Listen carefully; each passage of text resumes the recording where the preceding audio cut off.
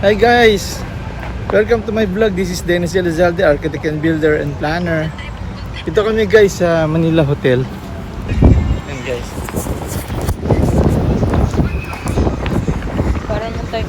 Mag-a-attend kami guys ng aking outtaking sa pagiging environmental planner. Ayan. Welcome guys to my video.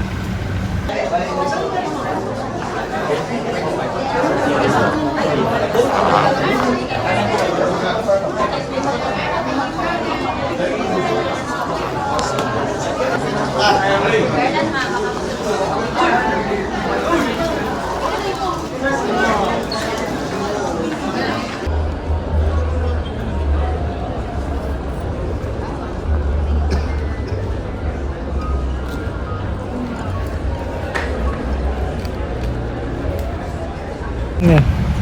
Hi guys! Welcome to my vlog. This is Dennis Elizalde, architect and builder and planner. Ito kami guys sa Manila Hotel. Ayan guys.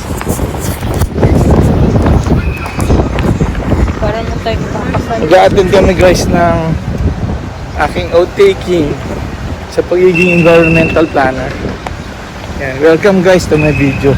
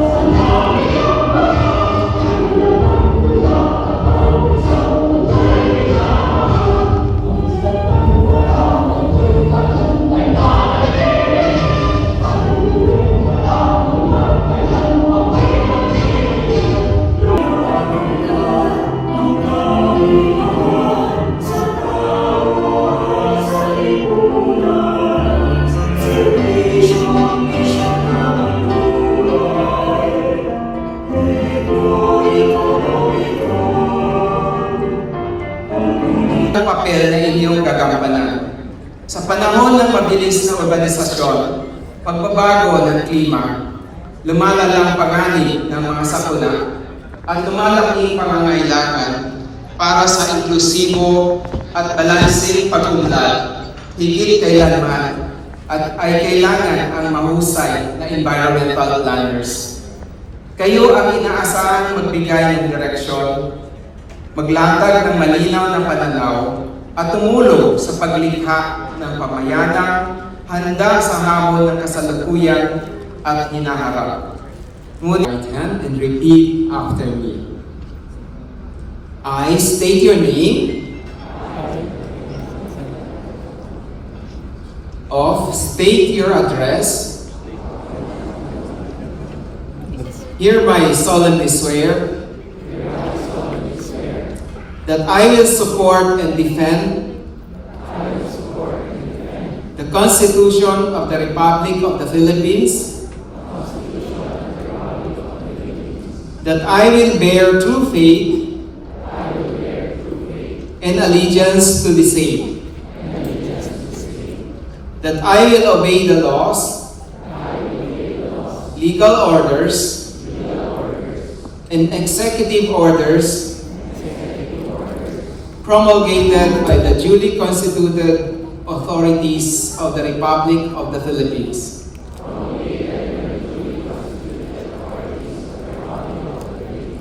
And that I impose this obligation upon myself voluntarily, without mental reservation or purpose of evasion. I further solemnly swear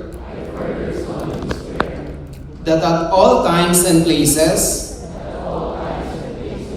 I will adhere closely to the ethical and professional rules generally accepted by the environmental planning profession in the Philippines.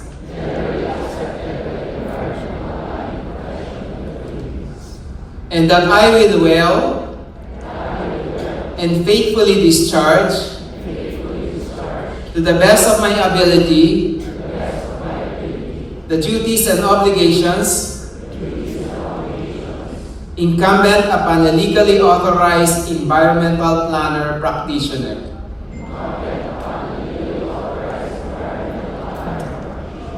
So help me God.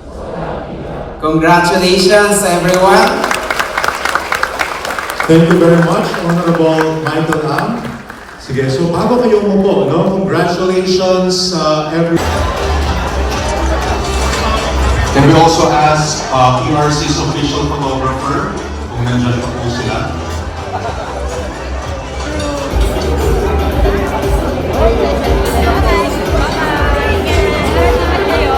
Kami malapit na. Hi, bro!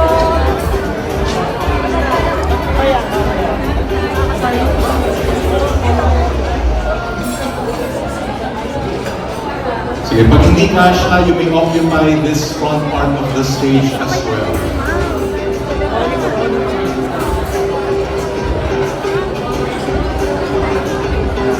Okay, so next, UP Visayas. Meron bang UP Visayas na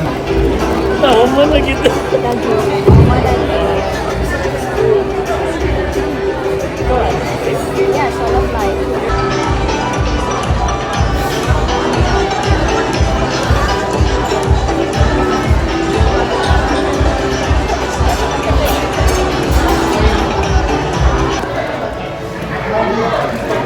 Okay guys, we just finished our oath-taking ceremony and we're going to stroll around Manila Hotel. Ayan. The last time I've been here was 2016, before the pandemic pa guys. Oh. Sa Manila Hotel. Oh. I attended the Rotary Club of Manila during that time. I attended the Rotary Club of Manila. Dito kasi nag-meeting yung Rotary Club of Manila during that time. So, 10 years ago.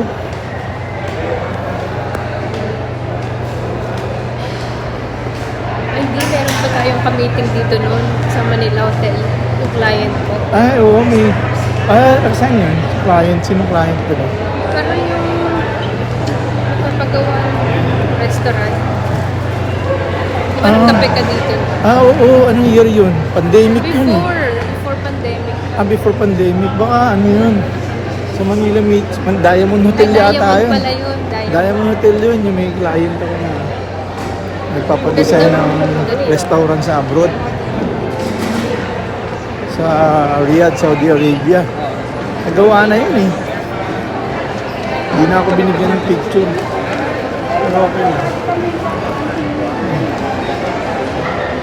Ito guys, very historical to Manila Hotel na to. Saka very memorable to. Actually, one of my favorite hotel to since the time immemorial. Eh. Very memorable sa akin to mga hotel na to eh. Dito ako nag-check-in nun eh. Before. Year 1999. Tapos, nag-attend ako ng mga Rotary dito. Manila. Mga siguro. Ay, ito si ano. Ito. Bro! Ito. Ayun. Congrats ah. Basta congrats po sir. Hello.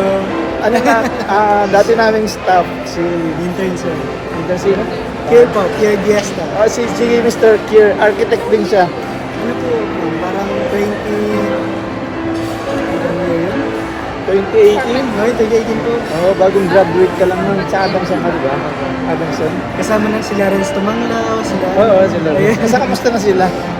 Iwalay na kami na ano eh. Landas. Congrats bro. Congrats po. Nakita, Sa atin. nagkasabay ko siya mag-board exam sa environmental planning and urban planning. Pero architect na rin siya ngayon. Saan mo connected? Nagpo-freelance po ako. Sige, good, good.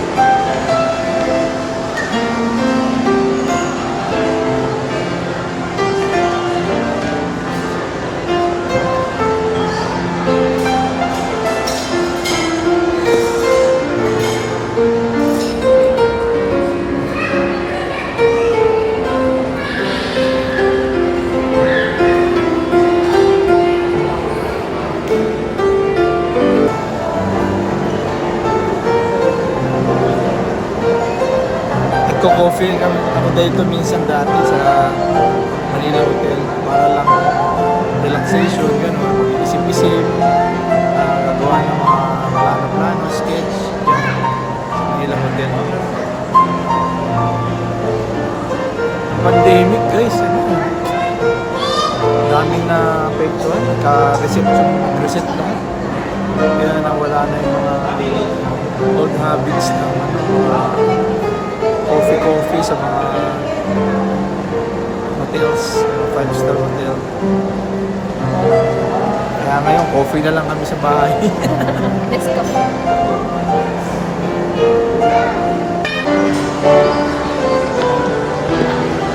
Really?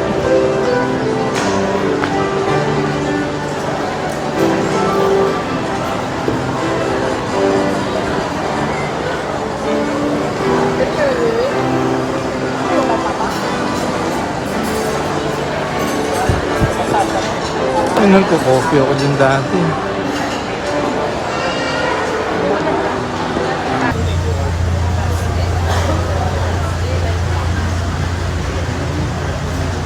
It's raining guys.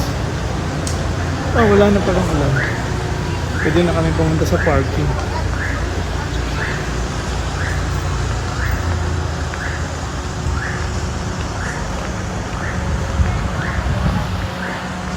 Punta na kami guys sa parking area namin. Nakakamiss yung mga ganito. Soon, my third license. Soon ba? Soon. Soon, the bar.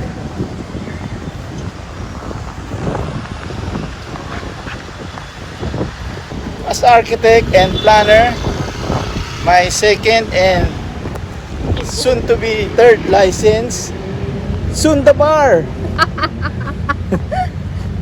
Hey guys, continue to like and subscribe to my YouTube channel. This is Dennis Elazalde, architect and builder and planner.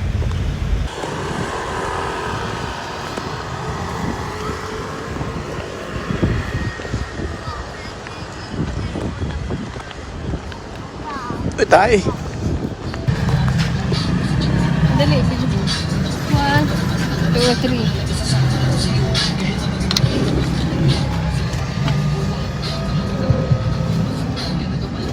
Happy? Okay.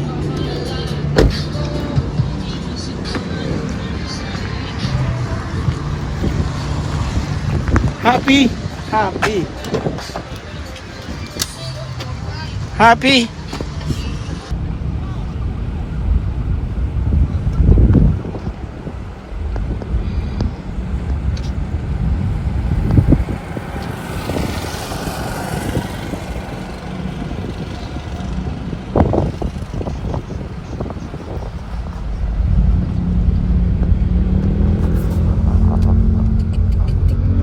Ito guys ang Luneta Grandstand guys. Yan.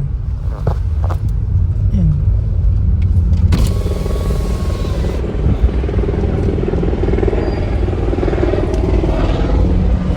Tsaka yung Manila Ocean Park.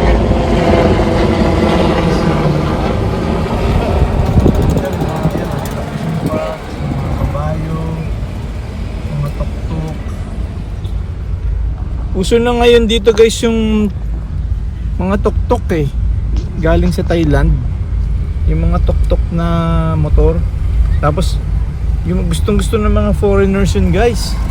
Iba't ibang lights, neon lights ang mga tuk-tuk. Tapos pupunta sila tatawid sila ng tulay.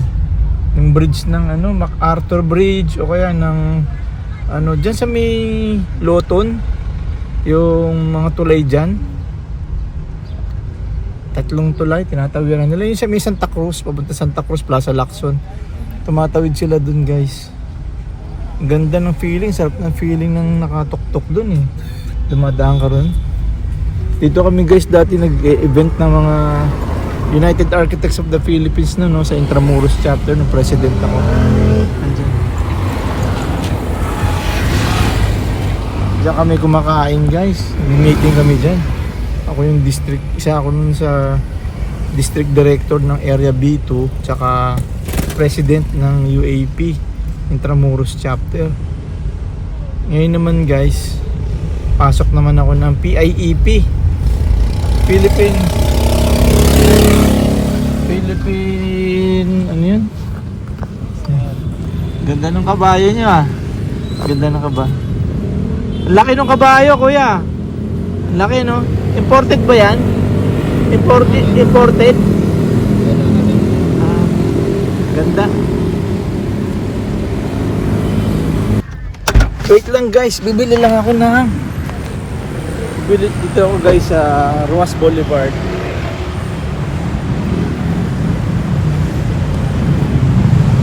Oops.